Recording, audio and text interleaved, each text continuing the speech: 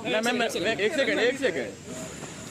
Ma'am look गया। नमस्कार दोस्तों, आप जो स्क्रीन पर ये हीरोइन देख पा रहे हैं वह पवन सिंह के प्यार में पागल हो गई हैं और पावर स्टार पवन सिंह छुप छुप कर डेट कर रहे हैं। जी हाँ दोस्तों, एक मीडिया के कैमरे के सामने में दोनों पकड़े गए हैं, पावर स्टार पवन सिंह और ये हीरोइन। और ये हीरोइन बनने वाली है पावर स्टार पवन सिंह की पत्नी, जिसे देखकर अक्षरा सिंह बुरी तरह तिलमिला गई और दे दिया है पवन सिंह को चेतावनी। तो क्या है खबर और कौन है वो हीरोइन जिसके चलते पहली बार पवन सिंह अपनी पत्नी ज्योति सिंह को देने जा रहे हैं डिवोर्स?